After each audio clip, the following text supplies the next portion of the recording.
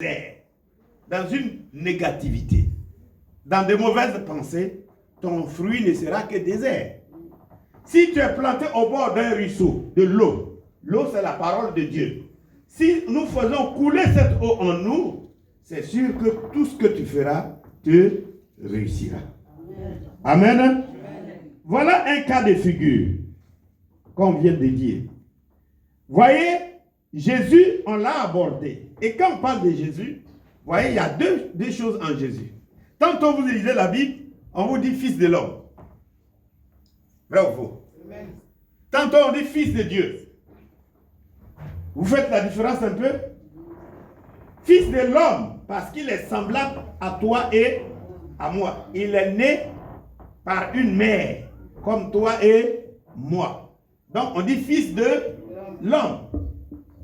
Mais en même temps, on dit fils de Dieu. Pourquoi on dit fils de Dieu? Parce que le nom Jésus qu'on a donné, comme on peut donner le nom Kouakou ou Kofi, ils ont ajouté un deuxième nom dessus qui s'appelle Christ. Christ, dans sa signification, veut dire moins. Christ veut dire onction. Donc, onction dans Jésus, fils de l'homme. Alléluia. Donc, c'était une incarnation totale de Dieu, de l'onction qui était en l'homme Jésus. Alors, il opère comme Dieu opère parce que Dieu est en lui. Amen. Amen.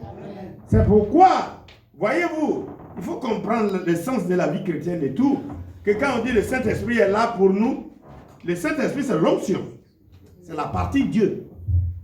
Quand tu t'appelles Kofi, et qu'on te dit que il est fils de Dieu ou il est chrétien, c'est-à-dire le transfert de l'onction qui était en Christ, il t'a transféré ça dans ta nature de Jésus, homme qu'il était. Maintenant, tu deviens enfant de Dieu. Et donc, tu opères comme Dieu opère. Parce qu'il a mis un dépôt en toi, comme le dépôt qui était en Jésus, homme. Mais onction, Christ, qui agit. Alléluia. C'est pourquoi Paul pouvait dire, ne savez-vous pas que vous êtes le temple de Dieu et que l'Esprit de Dieu habite en vous? Nous sommes porteurs de l'Esprit de Dieu. Amen. Amen. Mais on ne va pas nous nommer parce qu'il faut nous nommer comme ça. On nous nomme par nos faits. Ce que nous faisons. Quand un enfant joue, regardez Christ, il passe là, il part quand il fait ce qu'il regarde son verre dans sa main. Il s'en fout, mais une grande personne va faire ça. Est-ce qu'une grande personne va faire ça? Donc, il se comporte comme un enfant. Un enfant de Dieu aussi, qui a l'onction en lui, se comporte comme un enfant de Dieu. Mais on dirait que vous hésitez de le dire. Est-ce que toi, tu te comportes comme un enfant de Dieu? Amen. Alléluia. Amen. Jésus, regardez ce cas de figure. C'est que dans notre vie, il y a des manquements. Même aujourd'hui, Cynthia et Ouraga sont mariés. C'est notre exemple de référence. Mais vous n'allez pas me dire que tous leurs besoins sont comblés. Hein? Ils sont là. Après l'exaucement, ils sont sur un autre chapitre de prière. Et quand même ce chapitre va être exaucé, il aura encore un autre chapitre. La vie, elle est faite de ça. Un exaucement après un exaucement. Un besoin pourvu, un autre besoin se place. Donc, continuellement, nous avons besoin de chercher la face de Dieu. Mais regardez ce cas de figure dont on parle. Je parle de la bénédiction parce que quand tous les trous dans ta vie sont fermés, tu es béni. Quand tu as faim, que tu dis Dieu, j'ai faim, et il te donne à manger, c'est une bénédiction. Quand tu es malade et que tu dis Dieu, guéris-moi, et que tu es guéri, c'est une bénédiction. Chaque fois que la parole de Dieu trouve son accomplissement dans ta vie, c'est une bénédiction. Dis Amen. Amen. Plus fort que ça. Amen. C'est pourquoi il faut éviter de servir la chair que de servir Dieu. Parce qu'aujourd'hui, vous savez bien, tout va bien ma fille? Tout va bien? D'accord. Vous savez qu'aujourd'hui, on a plus confiance aux hommes. On a plus confiance aux docteurs. On met notre foi en des gens qui sont bien placés. Plus que Dieu même qui les a créés et placés. Amen. Amen. Et parfois là, quand la personne est défaillante à un moment de notre marche, on devient aussi défaillant. Or l'Éternel ne change pas. Alléluia. Heureux ceux qui se confient en l'Éternel. Heureux ceux qui se confient en l'Éternel. Qui trouvent refuge sous l'abri du Très-Haut. Il repose à l'ombre du Tout-Puissant. Il va jusqu'à dire, tu peux avoir des choses qui font peur, des choses qui effraient. Et le monde effraie aujourd'hui que 1000 tombent à tes côtés, 10 000 à ta droite. Toi, tu ne seras pas à terre. Voyez, si nous mémorisons cette parole de Dieu qui nous gouverne, qui est notre assurance, on va marcher dans des braises sans savoir qu'on marche dans des braises. C'est pas ça? Il dit, quand je marche même dans la vallée de l'ombre de la mort, je ne crains aucun mal. Mais déjà, toi, tu n'es même pas dans la vallée de l'ombre de la mort et puis tu crains. À la maison, déjà, tu trembles. Gloire à Dieu. Jésus devait passer à payer l'impôt. Mais lui, il sait qu'il est tout. Il est homme et il est Dieu. Alléluia. Amen. Il dit, l'or et l'argent lui appartiennent. Donc s'il dit ciel descend, le ciel va. S'il dit or sort du sous-sol, l'or va sortir. Et voyez ce qu'il va faire, une démonstration. Pour savoir que Dieu est Dieu. Où tu ne t'attends pas, c'est là il fait le miracle. Amen. Là où ta pensée n'est pas partie, là, c'est là il agit.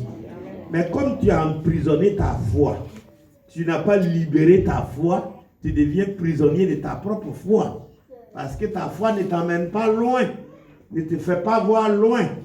Vous pouvez voir quelqu'un qui sourit et qui tape ses pieds comme ça, qui sourit et qui secoue la tête. Vous ne savez pas ce qu'il y a en lui. Mais pourquoi il le fait? Et vous n'avez rien vu d'extraordinaire. Mais c'est son intérieur qui le pousse à agir de la sorte. Alléluia. Amen. Alléluia. Parce qu'il voit loin. Est-ce que tu vois loin? Amen. Jésus a dit, comme on est venu nous demander l'impôt, et que l'autorité, selon Romains, l'autorité vient de Dieu. Et que Dieu, c'est lui qui établit l'autorité. Il y a des mauvaises autorités, mais c'est Dieu qui organise le monde. Alléluia. Donc un chrétien n'est pas fait pour être rebelle. Que ce soit dans le monde civil, que ce soit dans l'église, on est fait pour être obéissant. On n'est pas fait pour dire, ah, parce que son visage me plaît ou ça ne me plaît pas, donc je dois obéir ou pas. Non. Si on est adorateur de Dieu, on doit obéir à toute autorité. Amen. Amen. Jésus va donner l'exemple. Il dit à son serviteur, on vient nous demander l'impôt. Et Jésus lui dit, il va dire à qui? À quel disciple il parle? À Pierre. Il s'adresse à Pierre. Il dit, Pierre, va dans la rivière, dans le marigot là-bas. Prends la maison, prends à maison. L'eau, la mer, les lagunes, les rivières, le ciel, la terre, tout ce qui existe dans le visible et dans l'invisible appartiennent à Dieu. Alléluia. Alléluia. Souvent on voit loin alors que c'est vraiment pas loin, c'est tout près. Mais c'est ta foi qui éloigne la chose. Tu n'as pas de foi qui peut répondre à la chose. Pierre prend la maison, lui-même il ne comprend rien. Il dit, tu sais à quelle mission il t'envoie? Il dit non. Il dit, tu vas aller. Ce n'est pas parce qu'on a envie de manger du poisson. Alléluia. Ce n'est pas parce qu'on a envie de manger du poisson. Mais le problème qui nous est posé, j'ai mis la solution dans le ventre d'un poisson. Alléluia. Il n'a pas dit va à la banque SGBCI. Il n'a pas dit va à la banque postale. On se là-bas, on garde l'argent. Il n'a pas dit je vais prier et puis ça va venir du ciel. Il dit prends la maison. Le premier, dit premier. Le premier, dit premier. Vous voyez, il calcule bien les choses parce qu'il lit tout. Il dit le premier poisson que tu vas prendre. Je n'ai pas dit le deuxième, ni le troisième. Mais le premier poisson que tu sortiras de l'eau, il faut l'ouvrir par le ventre. Quand tu vas découvrir dans le ventre, tu vas trouver quoi? Un quoi? Un stataire. C'est de l'argent, de leur monnaie. Que tu prendras pour faire quoi? Pour payer.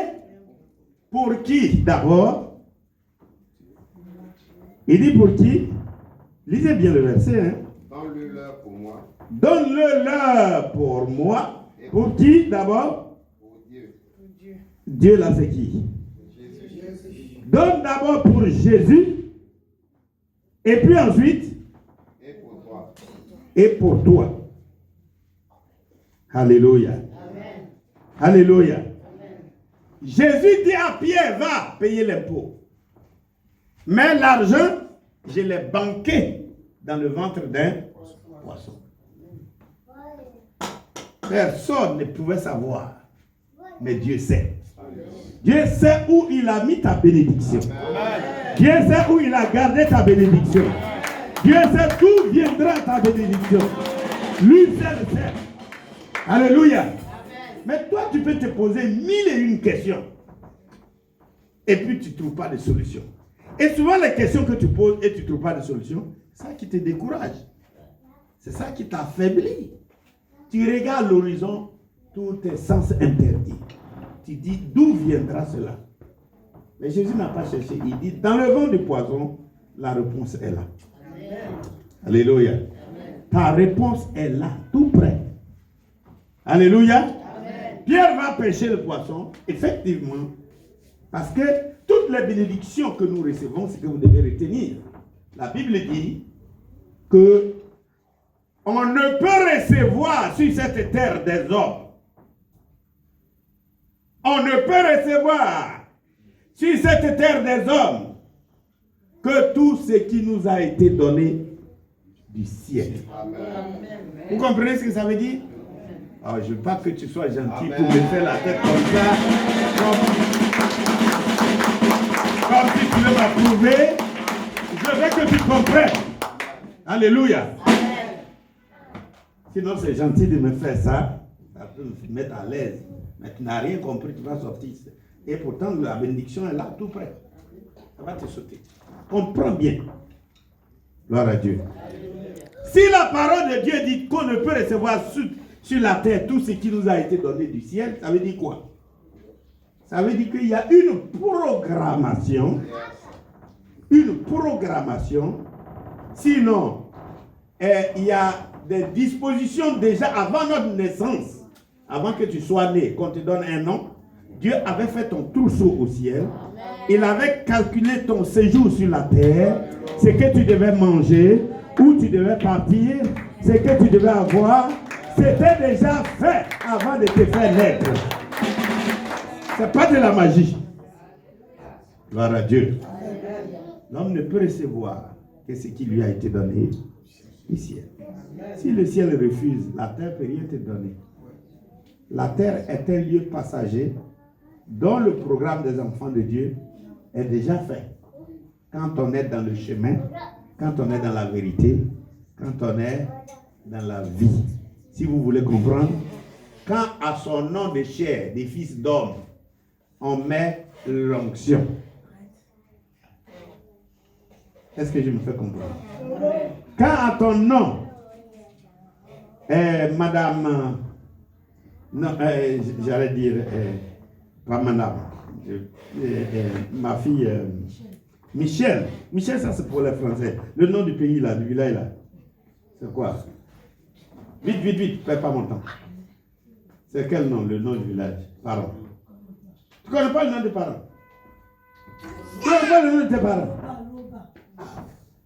Tu es où? Est-ce que tu es là?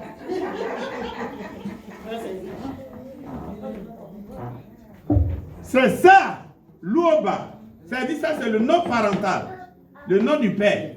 Donc, à ce nom-là, quand on va l'appeler pour que tout le village la connaisse, s'il y a l'autre nom du salut, qui est Christ, qu'on appelle l'onction, Jésus-Christ. Si cela est sur ta vie, ça veut dire toute programmation divine pour toi sera parfaitement accomplie sur la terre. Il y a pour d'autres, ça peut tarder un peu. Il y a pour d'autres, ça peut tourner comme Israël. La Bible nous a dit qu'Israël devait arriver en Égypte pendant combien de temps? Il devait mettre combien de jours? 40 jours. Mais est-ce qu'ils ont été libérés selon la prophétie? Hein? Ils n'ont pas été libérés? Ils ont été libérés. Mais après combien d'années? Donc un jour, regardez, comment la désobéissance de quelqu'un peut retarder sa bénédiction. Un jour, on a dû attendre pendant un an. Un an. Un an. La chose que tu dois avoir un jour là, la désobéissance te pousse à avoir ça un an. Ça, c'est un calcul. Donc, il y a des bénédictions retardées. Alléluia. Mais ce que Dieu a dit, il finit par l'accomplir. Gloire à Dieu. Alléluia.